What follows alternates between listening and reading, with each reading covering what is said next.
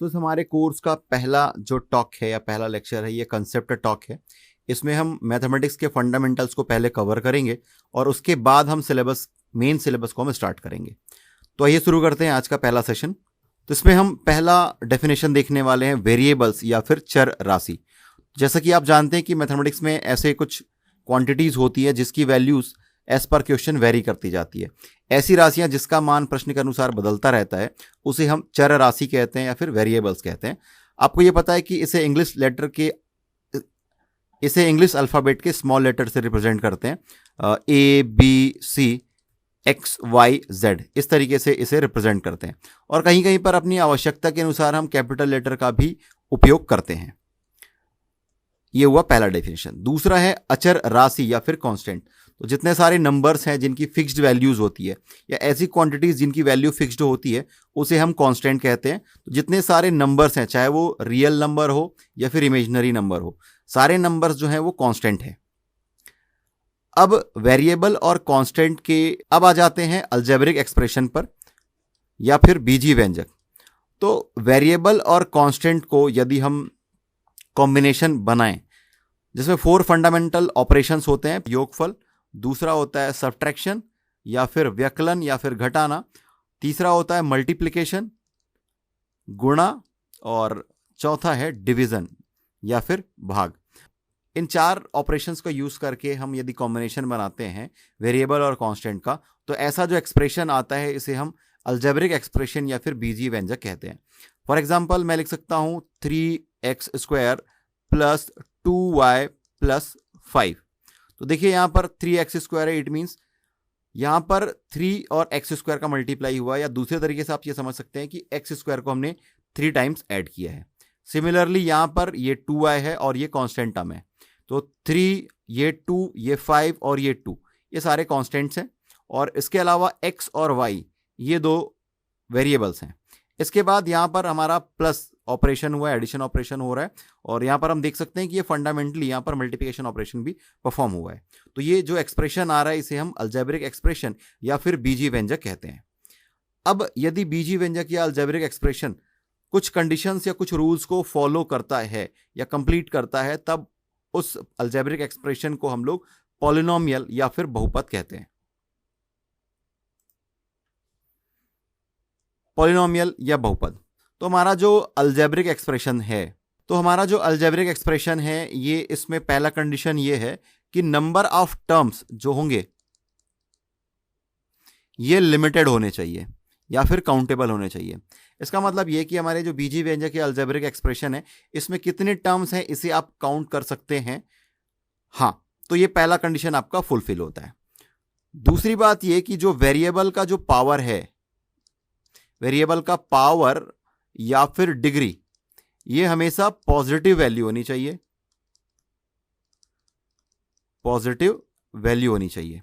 और तीसरी बात यह है कि ये जो वेरिएबल की जो डिग्री या पावर है ये हमेशा इंटीग्रल वैल्यू होनी चाहिए या फिर इंटीजर वैल्यू होनी चाहिए। तो ये दूसरे और तीसरे कंडीशन को हम क्लब करके इस प्रकार कह सकते हैं कि वेरिएबल की जो पावर है वो पॉजिटिव इंटीग्रल वैल्यू होनी चाहिए। तो अलजेब्रिक एक्सप्रेशन 2 कंडीशन को फुलफिल करेगा। पहला कि नंबर ऑफ टर्म्स जो है वो काउंटेबल होंगे या लिमिटेड होंगे जिसको हम गिन सकते हैं। दूसरा ये कि वेरिएबल का जो पावर होगा वो हमेशा पॉजिटिव इंटीग्रल वैल्यू होगा। ये 2 कंडीशन फुलफिल हो रहा है तो ऐसे एक्सप्रेशन को हम लोग पॉलिनोमियल या फिर बहुपद कहते हैं। चलिए आगे चलते हैं। तो हमने देख लिया बहुपद क्या होता है। अब देखते हैं कि बहुपद की घात क्या होती है। द हाईएस्ट और the greatest power of a variable in a polynomial equation. तो जो बहुपद की घात या डिग्री ऑफ पॉलिनोमियल जो होता है वो वेरिएबल का हाईएस्ट और ग्रेटेस्ट पावर होता है। और जैसा कि हमने अभी थोड़ी देर पहले डिस्कस किया कि अलजेब्रिक एक्सप्रेशन में जो वेरिएबल का पावर या घात या डिग्री जो होता है वो हमेशा पॉजिटिव इंटीग्रल वैल्यू होगा, धनात्मक पूर्णांक संख्याएं होंगी। तो इस प्रकार जो बहुपद की जो घात है या डिग्री ऑफ पॉलिनोमियल है ये हमें नंबर्स के फॉर्म में मिलने वाला है, रियल नंबर के फॉर्म में मिलने वाला है।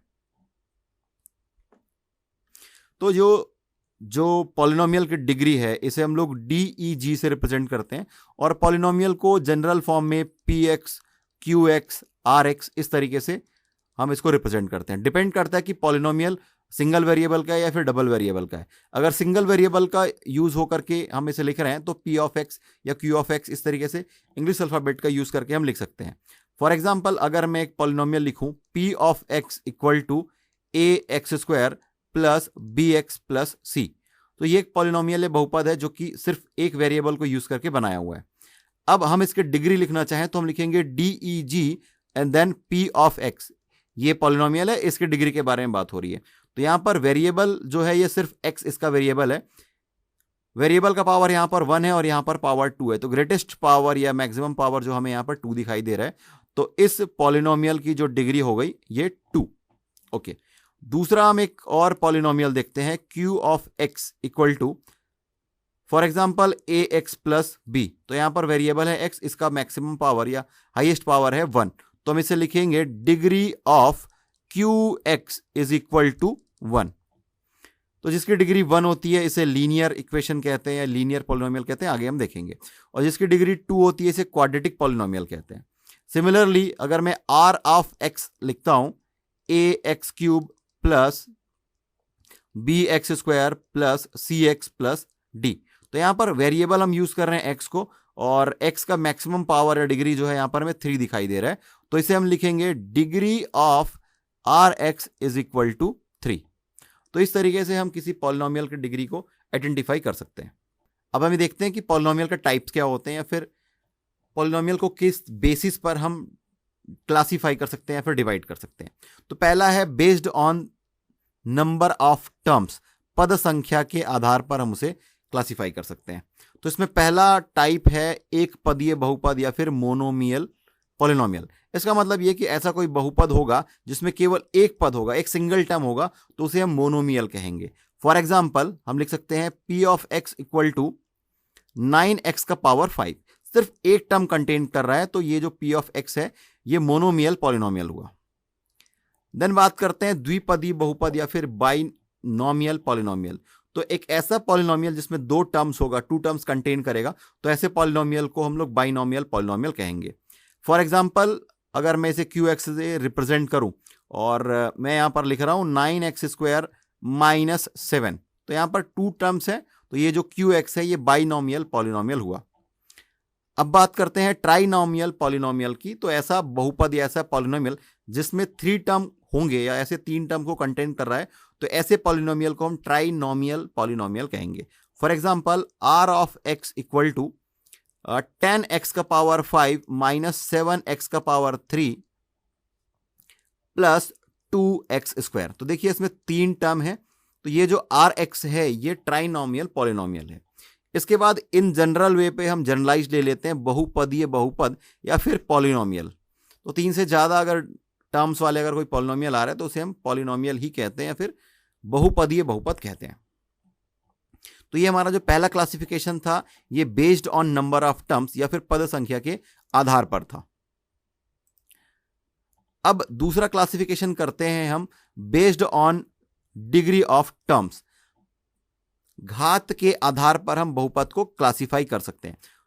तो ये बहुपद लेफ्ट साइड में हम लिख रहे हैं और राइट हैंड साइड पर हम उसकी डिग्री लिख रहे हैं। तो कांस्टेंट पॉलिनोमियल, अगर कोई पॉलिनोमियल है उसकी डिग्री अगर 0 हुई तो उसे हम कांस्टेंट पॉलिनोमियल या फिर अचर बहुपद कहते हैं। फॉर एग्जांपल अगर मैं लिखूं p of x equal to 20, तो देखिए ये कांस्टेंट टर्म है, this is free from x, ये चर राशि से रहित पद है और x यहां पर चर राशि है क्या? नहीं है। अगर आप लिखना चाहेंगे तो लिखेंगे x का पावर 0 और किसी भी वेरिएबल का पावर जो 0 होता है उसे हम 1 लिखते हैं। सो इस तरीके से यहां पर जो px है इसकी डिग्री 0 है और ये अचर बहुपद या फिर कांस्टेंट पॉलिनोमियल है। देन बात करते हैं लीनियर पॉलिनोमियल की। तो एक ऐसा पॉलिनोमियल जिसकी डिग्री 1 है उसे हम लीनियर पॉलिनोमियल या रैखिक बहुपद कहते हैं। एग्जाम्पल के लिए हम लिख सकते हैं q of x equal to 3x plus 5 या फिर लिख सकते हैं 4x plus 3y r of x y. तो यहां पर हम x और y दोनों को यूज करके हम लोग पॉलिनोमियल लिख रहे हैं। तो ये r ऑफ एक्स वाई मैंने ऐसा लिखा 4x प्लस 3y। तो यहां पर वेरिएबल है x और वेरिएबल है y, लेकिन दोनों की जो डिग्री है वो 1 है। तो इस तरीके का जो पॉलिनोमियल है इसे हम लीनियर पॉलिनोमियल बोलेंगे। अब आ जाते हैं ऐसे पॉलिनोमियल जिसकी डिग्री 2 है, तो इसे हम क्वाड्रेटिक पॉलिनोमियल या फिर द्विघातीय बहुपद कहते हैं। इसका स्टैंडर्ड फॉर्म अगर हम लिखना चाहें तो लिख सकते हैं ax² plus bx plus c where a is not equal to 0। अगर a 0 हो जाएगा तो ये bx plus c linear form में कन्वर्ट हो जाएगा। तो इन जनरल वे पर हम बोल सकते हैं कि ax² plus bx plus c ये क्वाड्रेटिक पॉलिनोमियल को रिप्रेजेंट करता है, क्योंकि इसकी डिग्री जो है ये 2 है। अब एक ऐसा पॉलिनोमियल है जिसका डिग्री 3 है, तो इसे हम क्यूबिक पॉलिनोमियल या फिर त्रिघातीय बहुपद कहेंगे।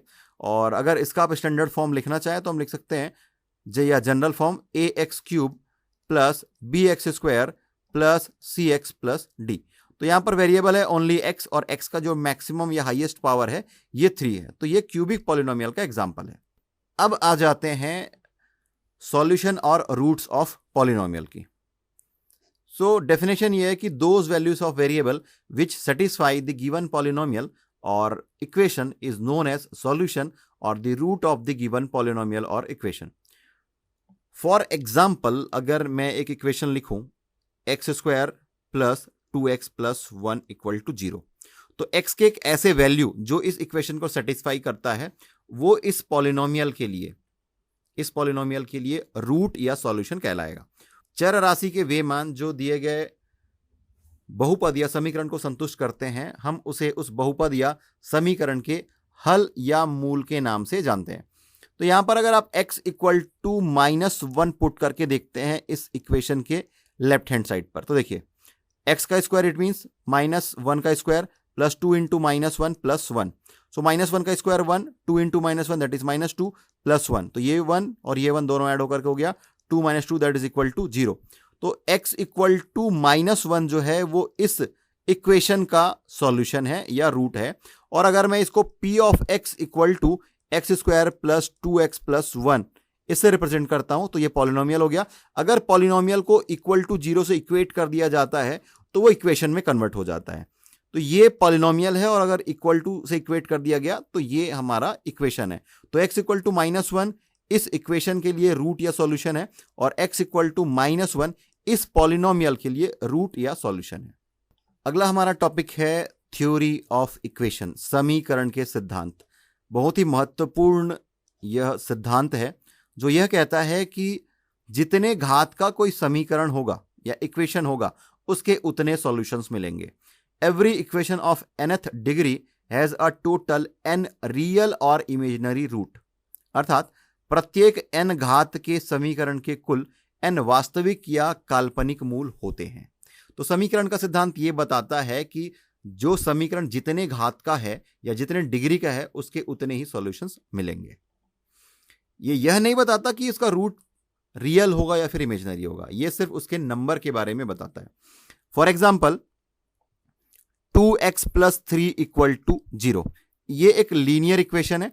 अगर इसको मैं सॉल्व करता हूं तो हमें मिल जाएगा x इक्वल टू -3/2। तो इस लीनियर इक्वेशन का केवल एक ऐसा सॉल्यूशन मिलेगा जो इस इक्वेशन को सेटिस्फाई करेगा, जो कि हमें मिल रहा है -3/2। तो ये लीनियर इक्वेशन है, इसका हमें एक सॉल्यूशन मिल गया।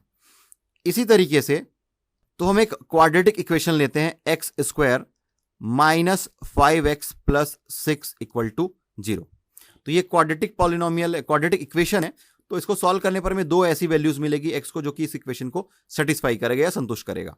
तो देखिए इसको हम स्प्लिट कर सकते हैं x² -3x -2x plus 6 equal to 0 इस फॉर्म में। अगर फर्स्ट टू टर्म से मैं x कॉमन लेता हूं तो मुझे मिल जाएगा x -3 और लास्ट टू टर्म से अगर -2 कॉमन लेता हूं तो मुझे मिल जाएगा x -3 इक्वल टू 0। इन दोनों टर्म में x -3 कॉमन है, तो अगर मैं x -3 को कॉमन लेता हूं तो मुझे मिल जाएगा x -2 इस तरीके से प्रोडक्ट के फॉर्म में। तो दो अलग अलग टर्म्स का प्रोडक्ट अगर 0 है तो हम लिख सकते हैं x -3 इक्वल टू 0 और x -2 इक्वल टू 0। तो पहले इक्वेशन से मुझे मिलेगा x इक्वल टू 3 और दूसरे इक्वेशन से मिलेगा x इक्वल टू 2। तो देखिए यहां पर हमें x की दो वैल्यूज मिल रही है, x इक्वल टू 3 और x इक्वल टू 2, जो कि इस इक्वेशन को सेटिस्फाई करेगा। अगर आप वैल्यू पुट करें इसके लेफ्ट हैंड साइड में तो अल्टीमेटली आपको 0 मिल जाएगा। x इक्वल टू 3 पुट करिए या फिर x इक्वल टू 2 पुट करिए। तो ये हमारा क्वाड्रेटिक पॉलिनोमियल है, ये हमारा क्वाड्रेटिक इक्वेशन है, तो इसके हमें दो सॉल्यूशंस मिल रहे हैं। इसी प्रकार अगर कोई क्यूबिक इक्वेशन मैं लिखूं ax³ plus bx² plus cx plus d equal to 0, मैंने इसे इन जनरल फॉर्म में लिख दिया है। तो इस इक्वेशन को सॉल्व करने के बाद हमें x की 3 ऐसी वैल्यूज मिलेगी जो कि इस इक्वेशन को सेटिस्फाई करेगा। तो यही है हमारा समीकरण के सिद्धांत या फिर थ्योरी ऑफ इक्वेशन। सो अगला हमारा टॉपिक है क्वाड्रेटिक इक्वेशंस या फिर वर्ग समीकरण। तो पहले हम डिस्कस करते हैं कि क्वाड्रेटिक इक्वेशन का जनरल फॉर्म या स्टैंडर्ड फॉर्म क्या होता है, मानक रूप क्या होता है। ax² plus bx plus c equal to 0 where a is not equal to 0। ये नेसेसरी कंडीशन है कि ये ax² plus bx plus c equal to 0 ये क्वाड्रेटिक इक्वेशन होने का। अगर a इक्वल टू 0 हम पुट करें तो ये जो इक्वेशन है ये रिड्यूस हो जाएगा, bx plus c equal to 0 में। तो आपको ये पता है कि ये एक लीनियर इक्वेशन है या फिर रैखिक समीकरण है। वहीं पर ax² प्लस bxc ये क्वाड्रेटिक इक्वेशन है। तो इस तरीके का जो इक्वेशन है ax² plus bx plus c equal to 0 ये क्वाड्रेटिक इक्वेशन है x में। अगर x के स्थान पर अगर हम कोई दूसरा वेरिएबल यूज करें, फॉर एग्जाम्पल मैं लिख रहा हूं 9y² plus 2y plus 7 equal to 0, तो ये जो इक्वेशन है ये y में एक वर्ग समीकरण है या फिर y में एक क्वाड्रेटिक इक्वेशन है। अब बात करते हैं विभेदक या फिर विविधकर या फिर जिसे डिस्क्रिमिनेंट के नाम से भी जाना जाता है। तो हमारा जो क्वाड्रेटिक इक्वेशन है ax² plus bx plus c equal to 0 where a is not equal to 0। तो यहां पर x² का जो कोफिशिएंट है ये a है, x का जो कोफिशिएंट है ये b है और कांस्टेंट टर्म जो है ये c है। तो किसी भी क्वाड्रेटिक इक्वेशन के लिए जो डिस्क्रिमिनेंट होता है d इक्वल टू होता है b² माइनस 4ac। तो यहां पर अगर मैं 2-3 इक्वेशन लिखूं, फॉर एग्जाम्पल पहला इक्वेशन है x² plus 2x plus 1 equal to 0। यहां पर हम कंपेयर करेंगे तो मिल रहा है a equal to 1, b equal to 2 और c इक्वल टू 1। इसके लिए यदि डिस्क्रिमिनेंट कैलकुलेट करने कहा जाए तो हम लिखेंगे d equal to b² minus 4ac। b² it means 2 का square that is 4 minus 4a और c 1 इंटू 1 1 और इंटू 4 दैट इज 4। तो अल्टीमेटली हमें 0 मिल रहा है। तो ये जो इक्वेशन है इसके लिए हमें d इक्वल टू 0 मिल रहा है। सिमिलरली अगर मैं x² plus x plus 1 equal to 0 लिखता हूं तो ये भी एक वर्ग समीकरण है या फिर क्वाड्रेटिक इक्वेशन है x में। तो यहां पर a इक्वल टू 1 है, b इक्वल टू भी 1 है और c इक्वल टू भी 1 है। तो इसके लिए यदि मुझे डिस्क्रिमिनेंट कैलकुलेट करने कहा जाए तो मैं लिखूंगा d equal to b² minus 4ac। अब b की वैल्यू है 1 तो 1 का स्क्वायर मिल जाएगा 1 माइनस 4 a इंटू सी तो 1 इंटू 1 1 इंटू 4 दैट इज 4। तो अल्टीमेटली हमें मिल रहा है -3। तो ये जो इक्वेशन है x² प्लस x प्लस 1 इसके लिए मुझे डिस्क्रिमिनेंट की वैल्यू मिल रही है -3। और अगला इक्वेशन देखते हैं x² minus 5x plus 6 equal to 0। यहां पर a इक्वल टू 1 है, b इक्वल टू -5 है और c इक्वल टू 6 है। तो इसके लिए यदि मुझे डिस्क्रिमिनेंट कैलकुलेट करने कहा जाए तो मैं लिखूंगा d equal to b² minus 4ac। b का स्क्वायर इट मीन्स 5 का स्क्वायर माइनस 5 का स्क्वायर तो ये आपको मिल जाएगा 25 माइनस 4a इंटू सी। तो 6 और 4 का गुणा करेंगे मिल जाएगा 24। तो 25 ऋण 24 अल्टीमेटली आपको मिल जाएगा 1। तो ये जो इक्वेशन है x² minus 5x plus 6 equal to 0 इसके लिए डिस्क्रिमिनेंट या फिर विविधकर इसकी वैल्यू हमें मिल रहा है 1। ये पहला इक्वेशन, इसके लिए हमें d इक्वल टू 0 मिला। दूसरा इक्वेशन जिसके लिए हमें d इक्वल टू -3 मिला और तीसरा इक्वेशन जिसके लिए हमें d इक्वल टू 1 मिला। तो अब हम ये देखते हैं कि विभेदक या विविधकर या डिस्क्रिमिनेंट ये क्या इंपॉर्टेंस रखता है। तो हम किसी भी वर्ग समीकरण या फिर quadratic equation ax² plus bx plus c equal to 0 where a is not equal to 0 इसको हम सॉल्व किए बिना ये बता सकते हैं कि देखिए ये क्वाड्रेटिक इक्वेशन है, इट मींस x की दो ऐसी वैल्यूज मिलेगी, लेट दिस इज x1 और x2। तो ये x1 और x2 ऐसी दो वैल्यूज मिलेगी जो कि इस इक्वेशन को सेटिस्फाई करेगा। तो सॉल्व किए बिना हम ये बता सकते हैं कि x1 और x2 का नेचर किस प्रकार का है। हो सकता है कि दोनों के दोनों रियल नंबर हो सकता है कि दोनों के दोनों इमेजिनरी नंबर हो सकता है कि दोनों नंबर इक्वल हो या फिर दोनों के दोनों डिस्टिंक्ट नंबर हो। तो ये पॉसिबिलिटीज हो सकती है। सो पहला कंडीशन है when d is equal to 0। जब डिस्क्रिमिनेंट की वैल्यू 0 होती है तो हम ये कहते हैं कि 2 रियल एंड इक्वल रूट्स। तो जो वर्ग समीकरण है उसके हमें 2 वास्तविक और समान मूल मिलेंगे। यहां पर देखिए ये x² प्लस 2x प्लस 1, इसके लिए हमें d इक्वल टू 0 मिला था। और हमको ये पता है कि it is nothing but x plus 1 का whole square equal to 0। It means x की आपको दो वैल्यूज मिलेगी, x इक्वल टू -1 और x इक्वल टू -1। तो देखिए यहाँ पर हमने सॉल्व किया, अभी किया, लेकिन इसके पहले d इक्वल टू 0 मिला था। तो इस बेसिस पर हम ये बोल सकते थे कि इस इक्वेशन के दो रियल और रिपीटेड रूट्स मिलेंगे, तो जो कि यहाँ पर फुलफिल हो रहा है। नेक्स्ट कंडीशन है when d is greater than 0। इसका मतलब ये कि d का मान शून्य से बड़ा कोई धनात्मक संख्या मिले या पॉजिटिव नंबर मिले, तो उस केस में हमें two real and distinct roots मिलेंगे। इसका मतलब ये कि दो वास्तविक मूल मिलेंगे और दोनों के दोनों असमान होंगे। इसका मतलब है x की दो वैल्यू मिलेगी, दोनों के दोनों रियल होगी और दोनों अलग अलग होगी। तो पिछले स्लाइड पर चलते हैं। देखिए यहां पर हमने सॉल्व किया था, ये x square minus 5x plus 6 equal to 0। इसके लिए डिस्क्रिमिनेंट की वैल्यू आ गई थी 1। It means d is greater than 0। तो इसका मतलब ये कि इस क्वाड्रेटिक इक्वेशन को सॉल्व करने पर हमें दो रूट्स मिलेगा और दोनों के दोनों डिस्टिंक्ट होगा। थोड़ी देर पहले इस इक्वेशन को हमने सॉल्व किया था और हमें x की दो वैल्यू मिली थी, x इक्वल टू 2 और x इक्वल टू 3। अब आ जाते हैं d इज लेस देन 0। इसका मतलब है कि d अगर निगेटिव नंबर है तो हम ये कहेंगे कि जो रूट है क्वाड्रेटिक इक्वेशन का वो इमेजिनरी रूट है, दोनों के दोनों इमेजिनरी है। जब भी कोई रूट इमेजिनरी नंबर के फॉर्म में आता है तो हम हमेशा वो अपने कॉन्जुगेट के साथ आता है। फॉर एग्जांपल यहाँ पर x square plus x plus 1, चलिए पिछले साइड में देखते हैं। ये जो था सेकंड इक्वेशन हमारा x square plus x plus 1, ये क्वाड्रेटिक इक्वेशन है एक्स में, और इसके लिए जब हमने डिस्क्रिमिनेंट या डी की वैल्यू कैलकुलेट की तो हमें मिला था -3। So D is less than 0, negative number है। इसको सॉल्व करने के बाद हमें जो वैल्यूज मिलेगा वो दोनों के दोनों इमेजिनरी रूट्स होंगे। आगे हम लोग देखेंगे। तो वर्ग समीकरण या फिर क्वाड्रेटिक इक्वेशंस के रूट आइडेंटिफाई करने के बेसिकली तीन मेथड्स हैं। पहला है फार्मूला मेथड, या जिसे स्त्रीधराचार्य मेथड या स्त्रीधराचार्य की विधि इस नाम से भी जाना जाता है। सेकंड है कि हम मिडिल टर्म को स्प्लिट करते हैं, जिसे गुणनखंड विधि भी कहते हैं, और बाय स्प्लिटिंग मिडिल टर्म। और तीसरा है bye completing the square method, जो इक्वेशन है उसका हम पूर्ण वर्ग बनाएंगे, स्क्वायर को कंप्लीट करेंगे और फिर उसको फैक्टराइज करके हम सॉल्व कर पाएंगे। तो अभी मैं डिस्कस कर रहा हूं सूत्र विधि। हमारा समीकरण या इक्वेशन है ax square plus bx plus c equal to 0 where a is not equal to 0। तो इसका जो सॉल्यूशन है सूत्र विधि में, इसे हम लिखते हैं x equal to minus b plus minus square root over b square minus 4ac upon 2a।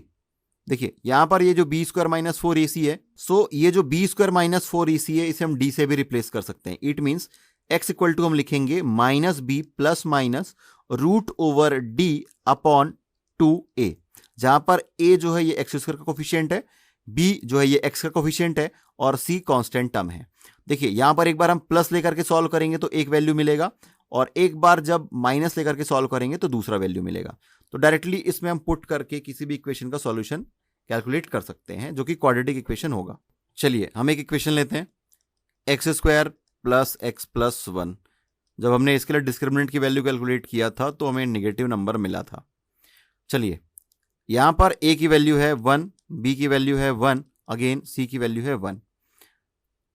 x equal to हमें मिल जाएगा minus b plus minus square root over b square minus 4ac upon 2a। इसमें हम value put करते हैं, minus B तो मिल जाएगा -1 plus minus square root over b square that is 1 minus 4ac तो हमें मिल जाएगा 4 अपॉन 2a। सॉल्व करने पर हमें मिल रहा है -1 plus minus square root over -3 upon 2। तो ये जो माइनस स्क्वायर रूट के अंदर -3 है, इस तरीके से इसे हम इस तरीके से लिख सकते हैं, square root over -1 into square root over 3। तो जैसा कि आपको पता है कि ये स्क्वायर रूट ओवर -1 जो होता है इसे हम आयोटा से रिप्रेजेंट करते हैं और यहीं से शुरुआत होती है कॉम्प्लेक्स नंबर की।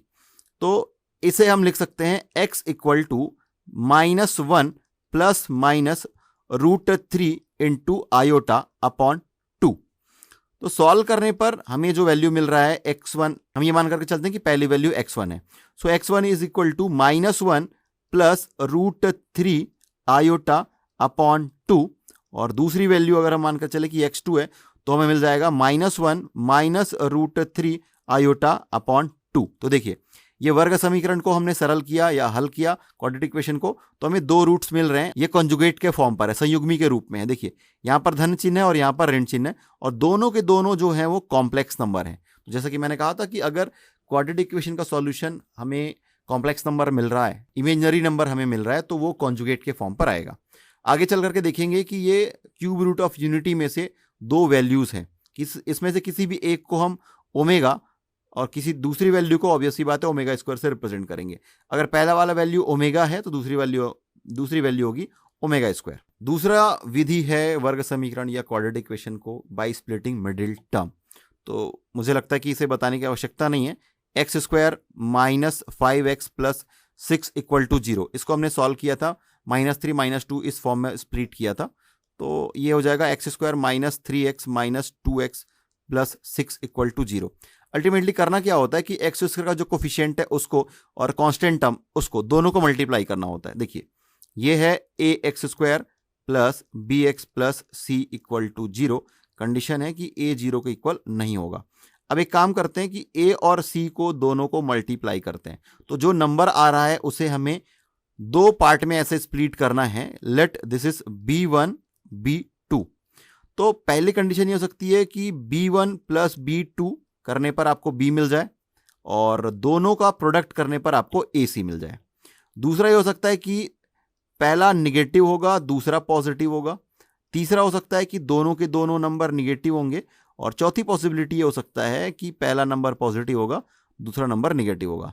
तो इस तरीके से अगर ऑपरेशन परफॉर्म करते हैं और आपको अल्टीमेटली बी मिलता है और अल्टीमेटली हम AC को स्प्लिट कर रहे हैं, तो इस तरीके से ये B1 और B2, इस B को हम B1 और B2 के फॉर्म पर लिखेंगे और इसको आगे चल करके सेपरेट दो अलग अलग टर्म से कुछ कॉमन कैलकुलेट करेंगे। तो यहाँ पर फर्स्ट टू टर्म से अगर मैं x कॉमन लूँ तो मुझे मिल जाएगा x minus 3। Last two term से अगर मैं -2 कॉमन लूंगा तो मुझे मिल जाएगा x माइनस 3 इक्वल टू 0।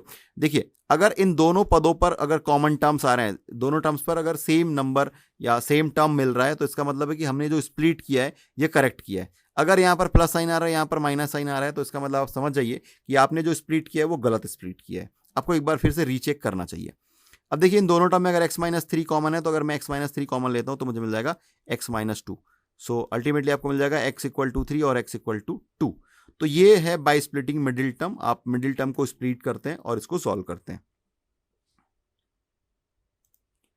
इसमें नेक्स्ट है पूर्ण वर्ग बनाकर bye completing the square method.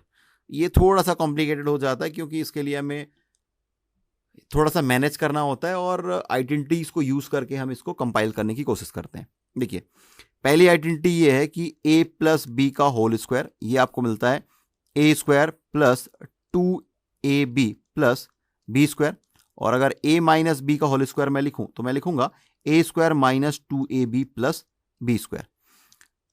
Example के लिए अगर मैं x square plus x plus 1 equal to 0 इसको by completing the square method इस मेथड से सॉल्व करता हूं, तो यहां पर देखिए एक्स स्क्वायर एक्स का जो कोफिशिएंट है ये पॉजिटिव नंबर है। इट मीन्स हम a प्लस बी का होल स्क्वायर इस फॉर्मूले को यहां पर अप्लाई करने की कोशिश करेंगे। अगर पहला टर्म है x, इट मीन्स ये x का स्क्वायर है। दूसरे टर्म में 2ab होता है तो ये 2a। अब यहां पर b तो है नहीं और मैंने 2 को जबरन और 2 को मैंने फालतू में मल्टीप्लाई कर दिया, तो बैलेंस करने के लिए मुझे 2 को डिवाइड भी तो करना होगा ताकि ये 2 और ये 2 कैंसिल हो जाएगा और अल्टीमेटली x मिलेगा। तो अगर ये वाला टर्म a है तो ये जो 1/2 है ये आपको b मिल जाएगा। इट मीन्स b, अब यहां पर b तो है नहीं तो b का स्क्वायर ऐड करेंगे और b का स्क्वायर सब्ट्रैक्ट करेंगे। इट मीन्स 1/4 ऐड करिए और 1/4 सब्ट्रैक्ट करिए। तो देखिए अब फर्स्ट 3 टर्म जो है ये हमें दे रहा है परफेक्ट स्क्वायर। कौन इसका परफेक्ट स्क्वायर है?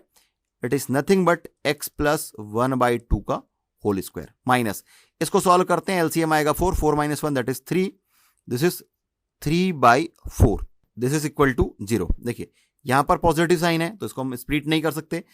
अगर ये a square minus b square होगा तो हम इसे a plus b into a minus b इस फॉर्म पर लिख पाएंगे। तो जैसा कि आपको पता है कि इसे हम लिख सकते हैं x प्लस 1/2 का होल स्क्वायर माइनस, अगर मैं माइनस साइन लगा दूं तो इसे मैं लिख पाऊंगा √3/2 इसका स्क्वायर इक्वल टू 0। लेकिन देखिए अगर ये है तो अल्टीमेटली तो यहां पर निगेटिव नंबर नहीं आ रहा है, पॉजिटिव नंबर ही आ रहा है, तो यहां पर मैं आयोटा का मल्टीप्लाई कर देता हूं। तो अगर आयोटा का स्क्वायर करूंगा तो मुझे -1 मिल जाएगा और माइनस और माइनस प्लस मिल जाएगा। तो देखिए ये ए स्क्वायर हो गया और ये बी स्क्वायर हो गया। तो इसका हमें दो सॉल्यूशन मिलेगा, इसको हम लिखेंगे a plus b into a minus b के फॉर्म में। तो पहला सॉल्यूशन है, पहला टर्म है x plus 1/2 plus iota root 3/2। दूसरा टर्म है x plus 1/2 minus iota root 3/2 equal to 0। अब देखिए इस दोनों को थोड़ा सा सॉल्व कर लीजिए तो मिल जाएगा x plus 1 plus iota root 3/2 और इसको सॉल्व करेंगे तो मिल जाएगा x plus 1 minus iota root 3/2 equal to 0। इसको सॉल्व करिए तो आपको मिल जाएगा x equal to -1 minus iota root 3/2 और इसको सॉल्व करेंगे तो मिल जाएगा x equal to -1 plus iota root 3/2। तो ये x की एक वैल्यू है और ये x की दूसरी वैल्यू है। तो इस तरीके से भी आप किसी क्वाड्रेटिक इक्वेशन को, वर्ग समीकरण को bye completing the square method से भी सॉल्व कर सकते हैं। अब देखते हैं कि relation between the root and the coefficient of quadratic equations, वर्ग समीकरण के मूल और गुणांकों के बीच में क्या संबंध होता है, इसे देखते हैं। तो जैसा कि आपको यह पता है कि ax² plus bx plus c equal to 0 where a is not equal to 0, ये क्वाड्रेटिक इक्वेशन का स्टैंडर्ड फॉर्म है या जनरल फॉर्म बोल सकते हैं इसे। और थ्योरी ऑफ इक्वेशन ये बोलता है कि जितने डिग्री का इक्वेशन होता है उसके उतने सॉल्यूशन होते हैं। तो यहां पर x की डिग्री 2 है, क्वाड्रेटिक इक्वेशन है, तो इसके दो सॉल्यूशंस मिलेंगे। तो अपन ये मान करके चलते हैं कि अल्फा और बीटा इस क्वाड्रेटिक इक्वेशंस के सॉल्यूशन है। तो थ्योरी ऑफ इक्वेशन से हम इसे ऐसा लिख सकते हैं, x minus alpha into x minus beta equal to 0। अब इसको जब मल्टीप्लाई करेंगे, x का मल्टीप्लाई इस पूरे टर्म के साथ, तो मुझे मिल जाएगा x² माइनस बीटा x। फिर माइनस अल्फा का मल्टीप्लाई करूंगा तो मुझे मिल जाएगा minus alpha x plus alpha beta equal to 0। First term है x², इन दोनों टर्म को मैं लिख सकता हूं माइनस साइन कॉमन निकाल करके alpha plus beta by x plus alpha beta equal to 0। ये मेरा दूसरा इक्वेशन है। अब देखिए ये इक्वेशन 2 और इक्वेशन 1 कंपेयर कर सकते हैं क्या? नहीं कर सकते, क्योंकि यहां पर x² का जो कोफिशिएंट है ये a है और यहां पर x² का जो कोफिशिएंट है ये 1 है। तो इस समीकरण 1 को या इक्वेशन 1 को a से डिवाइड करते हैं तो हमें मिल जाएगा x² plus b by a x plus c by a equal to 0। इसको हम 1 इस तरीके से नाम दे देते हैं। अब ये 1 और 2 इन दोनों को कंपेयर कर सकते हैं, तो हम लिखेंगे ऑन कंपेयरिंग, तुलना करने पर। देखिए यहां पर x² है, यहां पर भी x² है, यहां पर है b बाई ए, क्या मिल रहा है b बाई ए, और यहां पर मिल रहा है minus sign alpha plus beta. तो यहां से हमें मिल जाएगा alpha plus beta equal to minus b upon a. इसे सम ऑफ रूट्स या फिर मूलों का योगफल कहते हैं। सेकेंडरी c बाई ए है और यहां पर अल्फा इंटू बीटा है, तो alpha into beta equal to c by a, इसे मूलों का गुणनफल या प्रोडक्ट ऑफ रूट्स कहते हैं। तो हमें दो रिजल्ट मिल रहे हैं यहां पर। First one is alpha plus beta equal to minus b upon a, second result मिल रहा है alpha into beta equal to c upon a. तो यहां पर इंपॉर्टेंट दो रिजल्ट मिल गया। इसका यूज करके हम और क्या क्या कैलकुलेट कर पाएंगे, आइए देखते हैं। सो मूलों का योगफल या sum of roots is equal to alpha plus beta is equal to minus b upon a. मूलों का गुणनफल या product of root is alpha into beta equal to c upon a. अब मुझे कैलकुलेट करना है अल्फा माइनस बीटा। कैसे calculate करेंगे? तो देखिए इसके लिए हम कुछ इस तरीके से सॉल्व कर सकते हैं। अल्फा माइनस बीटा का होल स्क्वायर इक्वल टू, मैं लिख सकता हूं अल्फा प्लस बीटा का whole square minus 4 alpha beta. देखिए इसको जब सॉल्व करेंगे तो मिल जाएगा alpha square plus beta square plus 2 alpha beta, और यहां पर है माइनस 4 अल्फा बीटा। तो सॉल्व करने पर मिल जाएगा alpha square plus beta square minus 2 alpha beta. तो इसको हम इस फॉर्म पर लिख सकते हैं। तो ये अल्फा माइनस बीटा का होल स्क्वायर है, यहां से मुझे मिल जाएगा alpha minus beta equal to square root over alpha plus beta का स्क्वायर माइनस 4 अल्फा बीटा। अब यहां पर वैल्यू पुट कर देते हैं अल्फा प्लस बीटा की, that is minus b upon a, और उसका फिर स्क्वायर है तो मुझे मिल जाएगा b square upon a square. फिर minus 4 alpha beta, this is nothing but c upon a. तो यहाँ पर हम एक काम कर सकते हैं कि a को मल्टीप्लाई कर देते हैं और a को डिवाइड कर देते हैं, तो दोनों का डिनोमिनेटर सेम हो जाएगा। तो यहाँ पर हमें मिल रहा है b square minus 4ac upon a square, और इसका स्क्वायर रूट है। तो देखिए बी स्क्वायर माइनस 4ac क्या होता है, डिस्क्रिमिनेंट, जिसे हम डी से रिप्रेजेंट करते हैं। तो मैं लिख सकता हूं alpha minus beta equal to square root over D upon a.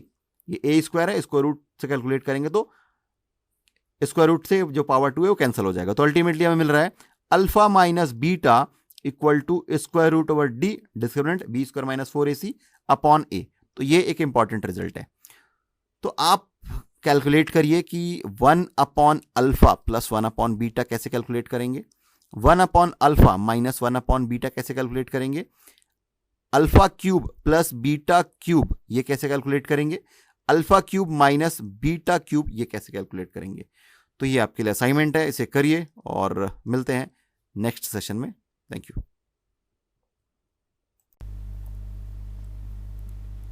तो फंडामेंटल सेशन में हम यह देखने वाले हैं कि पहला टॉपिक है क्वाड्रेटिक इक्वेशन या फिर वर्ग समीकरण। तो जैसा कि आप जानते हैं कि क्वाड्रेटिक इक्वेशन का जो स्टैंडर्ड फॉर्म है ये होता है ax square plus bx plus c equal to 0, और इसके लिए नेसेसरी कंडीशन है कि a is not equal to 0। अगर a जो है ये 0 हो जाएगा तो हमारा जो इक्वेशन है ये रिड्यूस हो जाएगा bx plus c equal to 0 इस फॉर्म पर। ये bx plus c equal to 0 ये लीनियर इक्वेशन है, जबकि ax square plus bx plus c ये क्वाड्रेटिक इक्वेशन है। सो नेसेसरी कंडीशन ये है कि a 0 के इक्वल नहीं होना चाहिए। और आपको ये पता है कि जो क्वाड्रेटिक इक्वेशन होता है इसका सॉल्यूशन 2-3 अलग अलग विधियों के द्वारा हम ज्ञात करते हैं, जिसमें से पहला विधि है सूत्र विधि, जहाँ पर हम लिखते हैं x equal to minus b plus minus square root over b square minus 4ac upon 2a। ये सूत्र विधि से हम इसका डायरेक्टली सॉल्यूशन लिखते हैं x इक्वल टू दिस। अब यहाँ पर स्क्वायर रूट के अंदर में जो क्वांटिटी आती है कि बी स्क्वायर माइनस 4ac, इसे हम लोग d से रिप्रेजेंट करते हैं, डिस्क्रिमिनेंट या विभेदक या फिर विविधकर, इन नामों से इसको जाना जाता है। तो d equal to b square minus 4ac, इसके लिए 3 पॉसिबल कंडीशन है, जिसमें पहला केस है कि when d is equal to 0। जब d इक्वल टू 0 होता है तो हमें जो रूट मिलता है या इस क्वाड्रेटिक इक्वेशन का जो सॉल्यूशन मिलता है ये रियल एंड रिपीटेड रूट मिलता है, रियल एंड रिपीटेड रूट।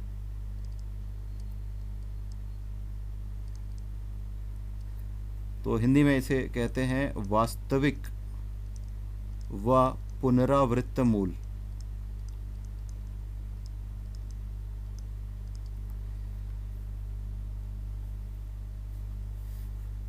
चलिए इसके लिए हम एक एग्जाम्पल लेकर के चलते हैं। X square plus 2x plus 1 equal to 0। यहाँ जब आप कंपेयर करेंगे तो a इक्वल टू आपको मिल जाएगा 1, b इक्वल टू मिल जाएगा 2 और c इक्वल टू मिल जाएगा 1। तो इस इक्वेशन के लिए यदि हम डिस्क्रिमिनेंट कैलकुलेट करें d equal to b square minus 4ac, तो b की वैल्यू है 2 और 2 का स्क्वायर आपको मिल जाएगा 4 माइनस 4ac, a और c की वैल्यू है 1 1, तो 4 into 1 that will be again 1। तो यहाँ पर हमें डिस्क्रिमिनेंट की वैल्यू मिल रही है 0। तो इस केस में हम यह कह सकते हैं कि इससे इस जो इक्वेशन है इसका रूट जो मिलने वाला है ये 2 रियल एंड रिपीटेड रूट्स मिलेगा। तो ये x square plus 2x1 it is nothing but x plus 1 का होल स्क्वायर इक्वल टू 0।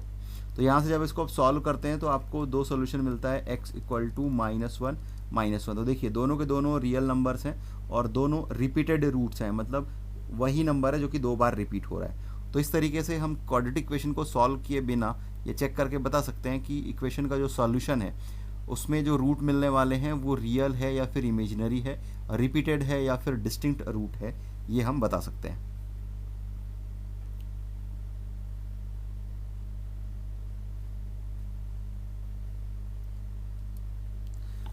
अब दूसरी कंडीशन है इसमें, when d is greater than 0।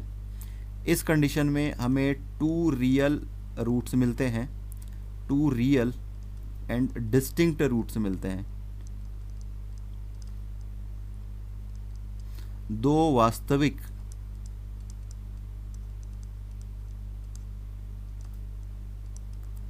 व भिन्न भिन्न मूल।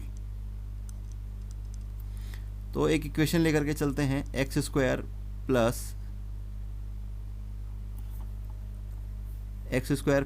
5x plus 6 equal to 0। इसके लिए यदि हम सॉल्व करते हैं तो a इक्वल टू मिल रहा है 1, b इक्वल टू मिल रहा है 5 और c इक्वल टू मिल रहा है 6। इसके लिए यदि हम डिस्क्रिमिनेंट की वैल्यू कैलकुलेट करें, d equal to b square minus 4ac, so b का स्क्वायर 5 का स्क्वायर मिल जाएगा आपको 25 minus 4 into a into c, तो 25 minus 24 that will be equal to 1। So d की वैल्यू यहाँ पर है d इज़ ग्रेटर देन 0। तो इस केस में हमें जो रूट मिलने वाला है वो 2 रियल एंड डिस्टिंक्ट रूट मिलेगा, मतलब अलग अलग रूट मिलेगा। तो फैक्टराइजेशन मेथड या बाय स्प्लिटिंग मिडिल टर्म, ये मध्य पद को तोड़कर हम जो इसका गुणनखंड करते हैं या फैक्टराइज करते हैं, वो हम उस विधि से हम इसे सॉल्व करते हैं। तो देखिए यहाँ पर a जो है ये 1 है और c जो है 6 है, दोनों को मल्टीप्लाई करिए आपको मिल जाएगा 6। अब इस 6 को दो ऐसे पार्ट में स्प्लिट करना है जिसके थ्रू ऐड या सब्सट्रैक्ट करने पर आपको मिडिल टर्म दैट मीन्स 5 मिलना चाहिए और प्रोडक्ट करने पर आपको मिलना चाहिए 6। सो इस तरीके से 3 और 2 सिर्फ दो ऐसे नंबर्स हैं जिनको प्रोडक्ट करने पर आपको 6 मिल जाएगा और ऐड करने पर आपको 5 मिल जाएगा। तो x square plus 5x plus c equal to 0 that can be written as x square plus 3x plus 2x plus 6 equal to 0। First 2 term से यदि हम x कॉमन लेंगे तो मिल जाएगा x प्लस 3, और लास्ट 2 टर्म से यदि आप 2 कॉमन लेंगे तो मिल जाएगा x 2 into x plus 3 equal to 0। तो देखिए दोनों टर्म पर x प्लस 3 जो है ये कॉमन है, तो ये x प्लस 3 और ये x प्लस 2, यहाँ से x प्लस 3 आप कॉमन ले लेंगे तो यहाँ पर आएगा x और यहाँ पर ये plus 2, so that is equal to 0। इसको जब आप सॉल्व करेंगे तो मिल जाएगा x इक्वल टू -3 और x इक्वल टू -2। तो देखिए दोनों के दोनों रियल नंबर है और दोनों के दोनों डिस्टिंक्ट रूट्स हैं, डिस्टिंक्ट नंबर्स हैं। तो इससे ये वेरीफाई हो गया कि d इज़ ग्रेटर देन 0। इस केस में हमें वर्ग समीकरण या क्वाड्रेटिक इक्वेशंस के 2 रियल एंड डिस्टिंक्ट रूट्स मिलते हैं। अब इसमें जो तीसरा केस है, when d is less than 0, इस केस में हम यह कहते हैं कि रूट्स आर इमेजिनरी।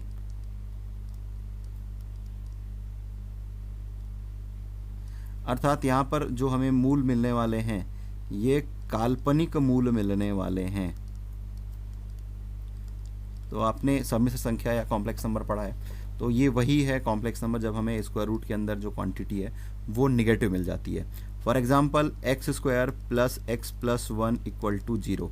यहाँ पर जब आप कंपेयर करेंगे स्टैंडर्ड फॉर्म से तो a equal to 1, b equal to 1 और अगेन c इक्वल टू 1 मिलेगा। तो यहाँ पर यदि आप d equal to b square minus 4ac, इसके लिए डिस्क्रिमिनेंट कैलकुलेट करेंगे तो b का स्क्वायर दैट मीन्स 1 का square 1 minus 4 into 1 into 1, solve करने पर आपको मिल रहा है -3। और ये -3 निगेटिव नंबर आ गया, सो हम यहाँ कह सकते हैं कि d इज़ लेस देन 0 है। सो इसके लिए हमें जो रूट्स मिलने वाले हैं ये रूट्स जो हैं ये इमेजिनरी हैं, रूट्स आर इमेजिनरी। अगर हम इसको क्वाड्रेटिक इक्वेशन को फार्मूला मेथड से सॉल्व करें तो हमें मिल जाएगा x equal to minus b plus minus root over b square minus 4ac। तो बी स्क्वायर माइनस 4ac के स्थान पर मैं d लिख रहा हूँ डिस्क्रिमिनेंट, और then upon 2a। So -1 plus minus root over -3 upon 2 into a, और a की वैल्यू है 1। तो इस तरीके से हमें मिल रहा है -1 plus minus square root -3 upon 2। तो ये जो नंबर है स्क्वायर रूट के अंदर ये क्वांटिटी है इमेजिनरी नंबर की। सो जैसा कि आप कॉम्प्लेक्स नंबर पढ़ चुके हैं, आपको पता है कि कॉम्प्लेक्स नंबर क्या होता है। स्क्वायर रूट -1 को हम लोग आयोटा बोलते हैं, square root -1 that this is iota. So यहाँ पर इस कॉम्प्लेक्स नंबर को हम लिख सकते हैं x equal to -1 plus minus, देखिए इसको रूट -1 और रूट 3 इसके प्रोडक्ट के फॉर्म में लिखा जा सकता है। सो इसको हम लिखेंगे -1 plus minus root 3 into iota upon 2। तो ये जो नंबर है हमें जो यहाँ पर मिल रहा है ये नंबर, ये नंबर आपको वहाँ पर मिलेगा जब आप क्यूब रूट ऑफ यूनिटी पढ़ेंगे। वहाँ पर हम एक रूट को ओमेगा दूसरे को ओमेगा स्क्वायर ऐसा मान करके कैलकुलेट करते हैं, तो उसे भी हम आगे चल करके देखेंगे।